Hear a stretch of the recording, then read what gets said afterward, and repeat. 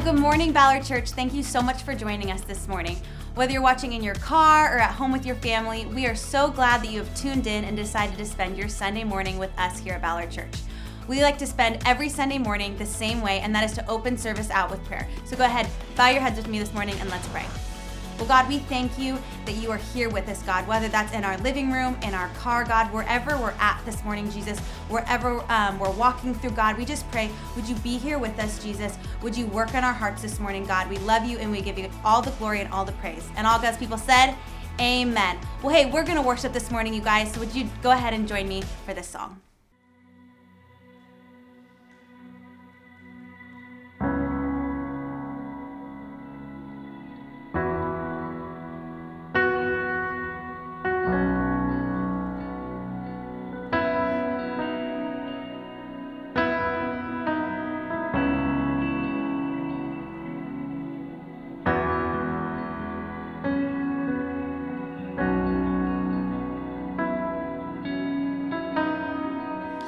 Caught up in your presence, I just wanna sit here at your feet. I'm caught up in this holy moment. I never wanna leave.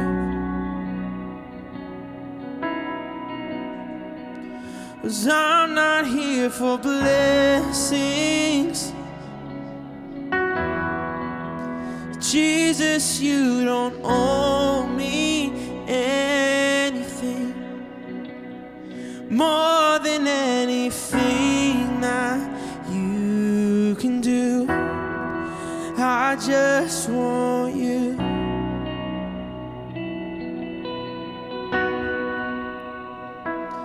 I'm sorry when I've just gone through the motions. I'm sorry when I just sang another song. Take me back to where we started. I open up my heart to you.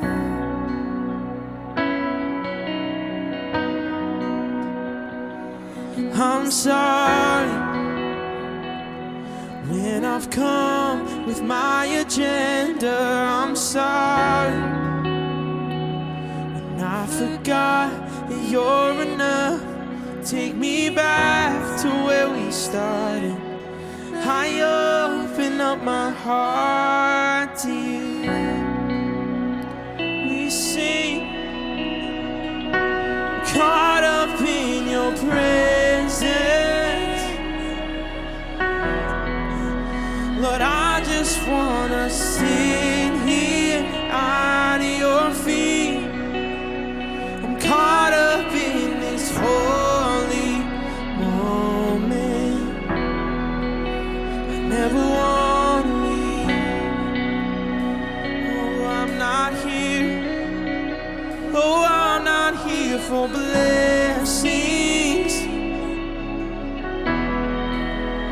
Jesus, you don't owe me anything more than anything that you can do. I just want you. I just want you and nothing else, and nothing else. Nothing else will do, Lord. I just want you and nothing else, and nothing else. Nothing else will do. I just want you, nothing else. Oh, nothing else. Nothing else will do, but I just want you. Nothing else, oh, nothing else. Nothing else will do, Lord. I just want you.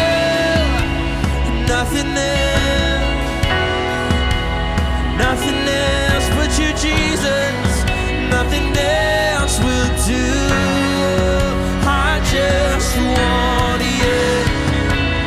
Nothing else, nothing else, nothing else will do.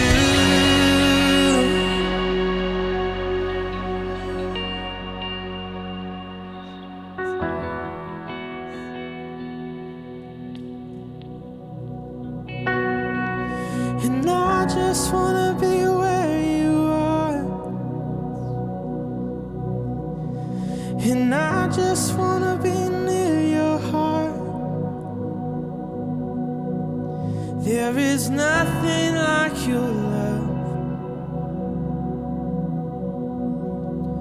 There is nothing like your love. Oh, it's our heart's cry. Oh, I just wanna be where you are. I just wanna be near your heart. There is nothing like your love. There is nothing like your love. Oh, we receive your spirit today, Jesus.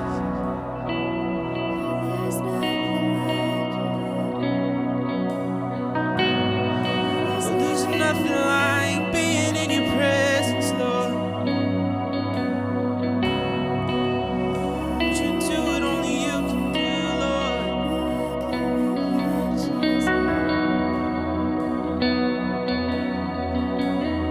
Sing holy and holy,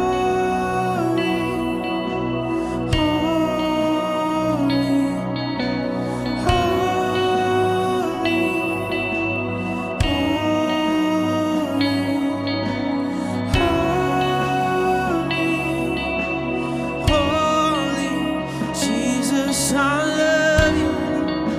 Oh, Jesus, I love you. Sing it out, sing holy and holy,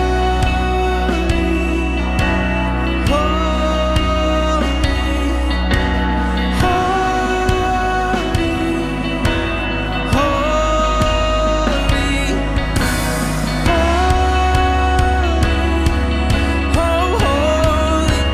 Jesus, I love you. Oh, Jesus, I love you. Help me sing holy, oh,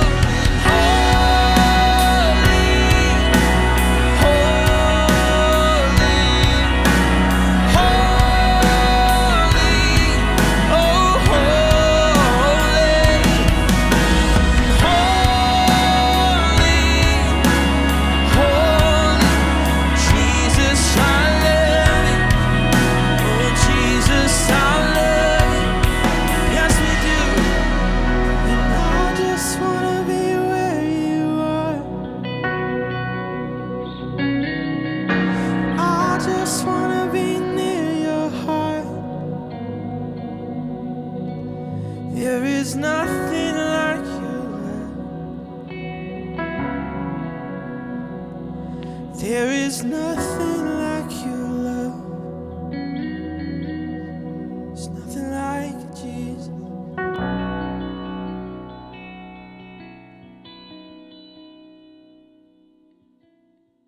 Well, thank you so much for worshiping with us this morning, Ballard Church. If you are new here, or maybe Ballard Church is your home church, I want to give you guys a couple reminders this morning of how you can get involved here. 1, Growth Track. If you have yet to walk through Growth Track, I want to invite you. Check out our website, sign up. This is a great way to find and follow Jesus, find out more information about Ballard Church, and really know how you can get plugged in here and serve at Ballard Church. 2, our website.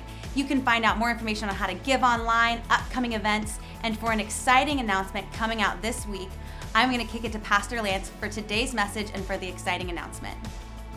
Well, hey, Ballard Church Online, I'm so glad you joined us this Sunday, or really whenever you're watching it during the week. Maybe a friend shared this with you. I'm not sure, but I'm so excited about the series that we're sitting in right now and a few things that are coming up in the future of Ballard Church. And so before we get to the message, I actually have a little bit of family business I wanted to bring to the table. If you're brand new, well, this is probably going to be exciting for you too, or just it'll be something, but we'll get to the message in just a moment. It has been a weird season, as we all know, when it comes to COVID-19, how we're navigating it well as a church, even how we're navigating it all personally. I know for my family, it's brought a ton of change to the table and a lot of weird stuff. I know for some of you, it isn't just inconvenient, but in some, it's been really life-changing. For some people, I know you've maybe lost family members close to you. For some, this brings about a heightened level of anxiety or fear. And so we know in this whole process, our big goal has been, how do we navigate this thing wisely? How do we navigate it wisely? Because just to open up church services because it really serves us well and because I miss it a lot isn't a great reason to do it. It wasn't a great reason just because I miss seeing your beautiful faces. We really wanted to operate in wisdom because that's what we believe the Bible called us to. And even to a higher standard that Jesus really set forth is, how do we operate really well under the governing entities that we sit under? Jesus told us to be honoring to the people who God has put in place, who we really trust and believe that God has put in place to govern well. And it's not an easy decision to make. It's not convenient stuff that's happened. But through the course of really since March, when we decided to pause our in-person services, we've never closed as a church. We just paused our in-person services, and the ministry and things we've been able to do has been unbelievable in the process, which leads us to the point that we're at now, which, as we talked as a team, as we talked to medical professionals that we know, and as we really prayed together, we've decided that starting up here on October 18th is a Sunday, we're going to resume in-person services. I know I'm just as excited as you are. I cannot wait to see all of you here, but it does mean a few things for us as a church. When we return to services, it will look a little bit different than we're used to. It's going to look very different than probably when we paused. Masks are going to be a part of the equation. Our kids ministry is going to look a little bit different, which will have tons of information pushed to you. And we're also going to go from 2 services right back down to 1 for now. We just want to see what it looks like. And I know for some of you, you're going to be so itching and ready, and I've heard you, and you're ready to stampede back to church, and I cannot wait to have you here. And for some, you're saying, hey, in this season, I don't think I'm ready for that. Maybe it's just where you feel comfortable, which I totally want to honor. And so another exciting thing that'll be happening on October 18th is we're going to be pushing out live services. So we'll have a live stream of our services that you can take part in at 10 a.m. on Sunday mornings if you're not here in the building. And for some of you who've become a part of the Ballard Church family and don't actually live in the area, I think this could be a great resource to you as well. So I could not be more excited. October 18th, mark your calendars. We'll be resuming in-person services because we really want to do it in a wise way. And so you'll see new cleaning standards, you'll see everything kind of taken up a notch, but we believe as we kind of venture out into the community and see what's going on, even on our own, that we can do it in a wise way. So rejoice with us, pop some confetti in your house, have an extra shot of espresso this morning. I don't know what celebration looks like for you. Maybe your mimosa is extra strong today. It's just going to be a great day to celebrate. And so I'm so glad you decided to maybe join us or just even pray and consider joining us on October 18th. We'll have everyone all socially distanced and stuff, and I cannot wait to see you there. So, family business aside, and on to the message. I've been so excited for this series. We've been talking about how we are in the process of regaining meaning. What does it mean to regain meaning in our lives? And according not just to Jesus, but a Barna research study that recently came out, whether you're Christian or not, there are 5 categories in our life that if we really nail these, if we focus on them and excel at them and really bring them to light in a healthy way, if we do them well, we will flourish as human beings and really find a sense of meaning. So we've been walking through the 5 of these, and last week we talked through relationships. This week we're going to talk about meaningful work. Meaningful work. work, our vocation, what do we do with our time? We'll be following that up with finances, spirituality, and health, and I cannot wait for you to hear about those. But for this week, we're talking about work. How do we have meaningful work? And really the platform, verse, and idea that we've had through this whole process is simply been this. There's just one verse that's really been a catalyst for where we're going in this whole process. And here's what the verse is. If it is possible, there it is, as far as it depends on you, live at peace with everyone. Really talking about how do we take personal accountability for the things that we're doing, the ways that we're navigating our life, as far as it's up to us, not the people around us. Even today in the context of work, not what environment is my boss setting, not what are my coworkers doing, but as far as it's up to me, how am I finding health when it comes to work? And here's really the big idea. Regaining meaning starts with me. Regaining meaning starts with me. I hope every time you see the word meaning from now on, every time you're searching in those deep pondering moments for meaning, you think of the word me. And you really start to ask the question, what am I doing and how am I taking personal responsibility for my meaning? There was a study that recently came out that I thought was so interesting when it came to the workplace and how we deal with work. It came from the University of Edinburgh, and it said this: we spend 50% or more, depends if you're a workaholic, of our waking hours on the job. Unbelievable. And 77% of Americans strongly dislike their jobs. Isn't that amazing? To really step back and think about, we spend over 50% of our lives, the majority of us, will spend over 50% of our waking lives at a job, at a workplace, doing something that we would consider our vocation. And I know for some of you, this context looks really different, so I just want to clarify something right away. When I talk about the 50% of our lives that's our job, for some of you, it's more traditional. You go and you get to an office. For some of you, you're doing your office online right now. For some of you, you're heroes, and you say, you know what, I'm a stay-at-home mom, so maybe I need to step aside from this message. No. I would consider that an incredibly honorable vocation. That's unbelievable. So you fill in the gap. Maybe you're a student watching today and you're saying, you know, I don't go to work. Not only is this going to be something great for your future, but think of how you go to school in your life as a student, really as your work in this season. And to think about that, over 70% of Americans, 77% of Americans don't enjoy the work that they go to. They, in fact, strongly dislike it. They don't find purpose, they don't find meaning, and they find themselves frustrated. And it really leads me to this truth that I think is tough to swallow, but if we dive into it a little bit more, is so true, that work-life balance is a lie. I'm going to be honest. Work-life balance is a lie. There's no such thing as work-life balance, and I don't really even believe that that's what God intended. And for some of you, you're thinking, no, duh, you should see how many hours I work during the week. I thought working from home would be better. Man, even factor in the times that you used to commute, and maybe commuting is on the horizon again for some of you.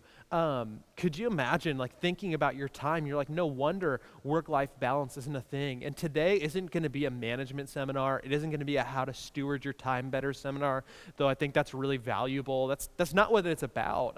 I think there's something bigger than that. I really believe that God doesn't want us to have a balance between our work and our life. It almost creates this duality or this separation between I have my work life and my life, the life that I actually enjoy, and the life that 77% of us would say, you know what, this is not my favorite thing. This isn't what I'm about. And when we understand that there's this tension for many of us, I really believe that it brings up two camps, that there's two views almost that we could see on how we approach our workplace. So there's two views that we could see. I thought this quote was so interesting when it came to work-life balance. It said, the executive who works from 7 a.m. to 7 p.m. every day will be both successful and fondly remembered. And then if it says, by his wife's next husband. Isn't that awesome? John Capozzi, who's a U.S. representative, said that, and I thought it was just so fitting when it came to work-life balance, and maybe this is the camp that many of you find yourself in. I realize that here in Ballard, and especially in Seattle, and honestly, just from I know kind of the demographic of the people that we serve, you guys are driven. This isn't a lazy bunch. This isn't a group of people who need more motivation. So this isn't going to be a talk on how to motivate your life even better. Most of you would probably find yourself in that camp where you'd say, you know what, I spend maybe too much time at work. But when it comes to our jobs, and it's a societal norm, and it's really something that we embrace from an early age, we really see two views on how our job works for us. The first view is the 23% of people who are probably happy in their job, and they say, my work is my meaning. My work is my meaning. This is my job. It's where I get my title. It's where I get my position. It's where I have authority. It's where, come on, let's face it, for most of us that have a family, you know you've tried to bring management skills to the table with your kids, but that doesn't really work. So at least at work is where I can find my meaning. I'm respected. I'm honored. Maybe for you, it just becomes what you're known for. Like, that's Dave. He's an architect. Or that's Francisco. He's a doctor. Like, that's just what your title has become. And so when people associate you, you would even associate yourself with your work as the place that you find your meaning. The second view would be this: my work funds my meaning. My work is simply the thing that I go to earn money so I can live my actual life. My work is just the thing that I do that helps me accumulate money so I can live the life that I actually want to lead. And honestly, I don't think either of these are a biblical view on work.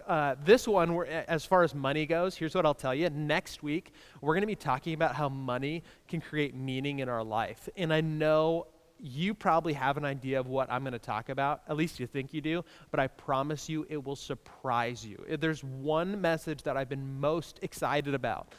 This one's been pretty good, but it's next week. So I would challenge you, tune in next week when I talk about money. Here's the greatest news. If you hate it or it gets uncomfortable, you can just turn it off. It's so much better than being in the room when the pastor talks about money. But this one, I really think could change your life more than anything. So, all this in mind, the two views of work, either it is my meaning or it funds my meaning. I don't think either of these are the way that God intended it to be. I think for this first one, it's people who take too much pride in having a blue badge and they think Amazon kind of defines them. And the second one is really where we get this dangerous duality. It's where we bifurcate our life into a place where we have our life on one hand and maybe which includes our faith and our family and our hobbies. And then on the other hand, we have our work that simply is used to fund it. I believe that God invites us to something even better, and we get a hint of it in Romans chapter 12. Here's what it says in Romans chapter 12. So here's what I want you to do. If I had to make a decision, if I had you to decide one thing, here's what I want you to do. Here's an action step. This is super practical. God helping you take your everyday, ordinary life. I mean your everyday, ordinary life. I'm not talking about the extra special days. I'm not talking about the days when you have motivation. I'm talking about the normal day in Seattle where it is 55 and rainy. I mean, your ordinary life. You're sleeping. You're eating. This is important. You're going to work. And you're walking around life, and place it before God as an offering. Embracing what God does for you is the best thing that you can do for Him. Now, it's incredible when it talks about your ordinary life, your everyday, he kind of uses this all-encompassing term to say that your life is categorized by a multitude of things. Not only is it the places that we eat, which I'm obviously a huge fan of, it's not only your time that you sleep, but it is the time you go to the work. It is the time you walk around and just enjoy life. In this all-encompassing way, how are we honoring God in the process? And what my hope today for some of you is, if your view has intertwined your meaning and your vocation together to say, this is the only place that I find value, I'm hoping today that we can begin to bring health to that. And for some of you that have seen them as two separate things, that I have my life, and on one hand, I also have my goals and my meanings in my work, I hope that we can bring them together a little bit more to see God work in every single bit of it. The big idea today is simply this: our meaning isn't just work, but we should find meaning in our work. Our meaning isn't just to work. Your meaning is not just your title. It is not just what you accomplish or how much money you accumulate. But we should be able to find meaning in our work, because let's face it, if it's over 50% of our waking hours, how dare we waste an opportunity that we have, that God places before us, to do something incredible for his kingdom? I don't think he set us up to fail in that way. I think there's something bigger at the table. So I want to go through 3 quick points, and then we're going to be landing the plane, and hopefully we can learn a little bit more about how to regain our meaning in this process, regardless of what your view of work looks like. To regain meaning at work, remember this, that work isn't the enemy. Work isn't the enemy. Work isn't a bad thing from a biblical perspective. It's not like work is the enemy. For some of us, our goal is just to stop working. But that's not the goal that the Bible would set forth. In fact, from the very beginning in Genesis chapter 1, I mean, this is a part that you're familiar with, is that God went to work and created, that he created. And even on the 6th day, he worked so much that he rested, and teaches us to find this balance of how we might rest and work, this cadence of rest and work. But work is definitely a part of the equation. Jesus himself was a carpenter. The disciples are named by their occupation, that we have Peter, who's a fisherman. We have Matthew, who's a tax collector. I mean, we know people and we identify them by their work. What we're able to produce isn't unhealthy. Work itself is not the enemy, and it's not something to be disdained or fought against. We shouldn't be fighting against work, but instead we should view it in a healthy way, putting it in its place to realize what we're producing can create so much more in our life. The second one kind of flows right from that. Work isn't the enemy, and retirement isn't the goal. Retirement isn't the goal. Now, before I get too far, retirement is a goal. Don't get me wrong. When I think about my daughters, even when I think about my own life, I hope to retire one day. I think you should be planning for your retirement, because there will be a time where either you retire or you are retired, and you get to decide what that looks like. Either people quit looking up to you in meetings, or you walk away from the meetings. You get to decide when that is, and I would start planning for that today. But to say that the retirement is the goal, that my goal when it comes to work is to not work, I think is counterintuitive. I don't think that's what God intended for us, is to ever get to a place where we are no longer being productive or contributing. But this gets dangerous when we start to place our identity and trust in what we do as a vocation. Studies would show that there's an astronomically high depression and anxiety rate in elderly, typically men, who are recently retired, because the phone no longer rings, because they don't feel useful anymore, because the thing that they've placed all of their time, effort, energy, and focus in is now gone. And so they're left what feels like a lack of identity, and what feels like a lack of meaning. That's why this idea of finding a work-life balance is so wrong, because I believe we should bring our life to work, that we should be bringing the hope that we have in Jesus into every scenario that we walk into. There's this incredible pastor and author, his name's Gordon MacDonald, and he wrote recently this book called The View from 80. He's 80 years old, and he's just led this incredible life, so many stories, and he has this kind of list of things that we should keep in mind as we're living our lives, just from his view from 80. And one of them is this: the time will come when you have to relinquish titles and privileges and slip into obscurity. How sobering is that? You're like, man, I tuned in today for some encouragement. But isn't it true? If we don't keep this in perspective, that someday we will have to relinquish titles and privileges and slip into obscurity, then we are setting ourselves up for failure. Then you're setting yourself up for a season of discontentment, of frustration, and a lack of meaning. So what will it look like for you? What will it look like for you the day that you simply have to walk away? Worst case scenario, the day that you're forced to walk away. What will that day look like?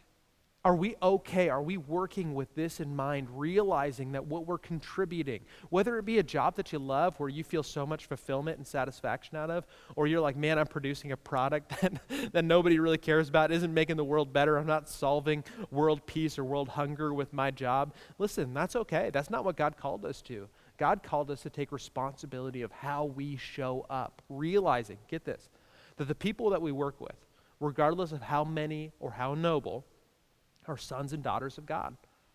And that our titles is simply something to be leveraged to reach people in a greater way, to show them compassion, which leads us to our third and final point. And this one is so huge. This is really what I want to land the plane, is that work is an opportunity. That work is an opportunity. And when we start to see it that way, maybe the 77% of us in America that would say we're dissatisfied or we dislike our work could start to realize that there's an opportunity at the table regardless of what our job or our title or our boss or our coworkers might look like. That we have an opportunity. That Jesus would call us to be the light of the world. And when we think about that, we think about the light of the world when we walk into the Sunday market, but really it's bigger than that. I think it's the light of every world we walk into. So maybe the challenge for you could be like, how do you look like a light in your marketplace? How do you look like a light to your kids? How do you look like a light in the time that you spend 55% of your waking hours devoted to? What will it mean to look like a light in that scenario? Maybe one way to think about it is this. Maybe you're the person that people are so excited to go back to the office and see. Or maybe you're the person that everybody is excited to stay working at home to avoid. I don't know. Which one are you? But come on, ask the honest question. Are you the person who people take their time to take a long route to get to the bathrooms just to avoid your cubicle? Are you the person who everyone grunts and groans when they have to open your email? Or are you the person who everyone gets excited to see at the office regardless of what the vocation could look like? Here's an opportunity that Jesus, when it talks about work, Jesus talks to us about this opportunity. And maybe this is a phrase that you've heard before you didn't know was from the Bible. It comes from Matthew. Jesus says, if anyone forces you to go 1 mile, go 2 miles. And I know what you're thinking, like, wow, it's a motivational speech about going the extra mile. This feels like something that HR would shoot out to us, but it's bigger than that. It's bigger than that. In their context, this wasn't just figurative, this was literal.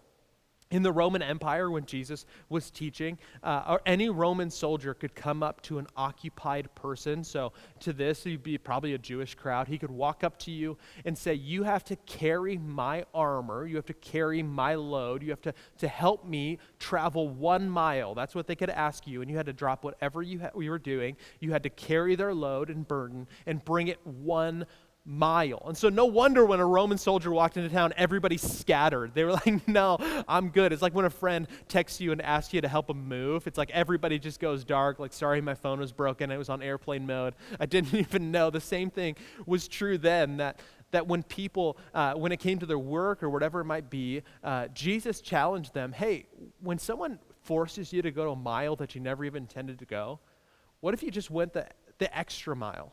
What if you just said, oh, do we really want to stop at 1 or should we go 2? Really what Jesus is talking about is our attitude. What attitude are we bringing to the work that either we get to do or we're forced to do? Because either way, there's going to be days you walk into work. I remember this old adage that, you know what, if you choose to do something you love for work, you'll never work a day in your life. I hope that's an incredible thing that you have. I haven't met a lot of people who have that opportunity because some days are difficult. Some days feel like you're going the mile that you never wanted to go. Jesus challenges us.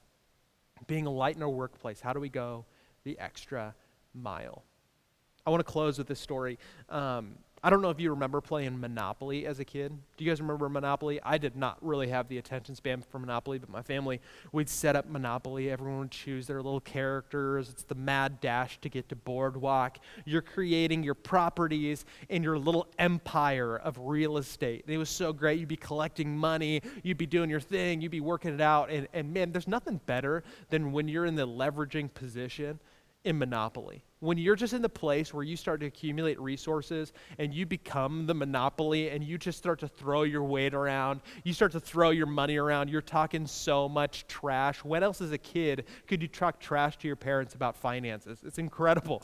And so you would just throw around your money, you're buying everyone's real estate, you're putting people out of business, you're putting them bankrupt. And I remember the feeling that I would have when I'd win the game of Monopoly. Oh man, I would stand up, I would talk so much trash. And there was a rule in our house. If you win you clean up the board game. Come on, isn't that true? Did you guys have that rule in your house too? If you're the winner, all right, winners clean up, and you had to be the one to put all the pieces back, and you just go back to normal life.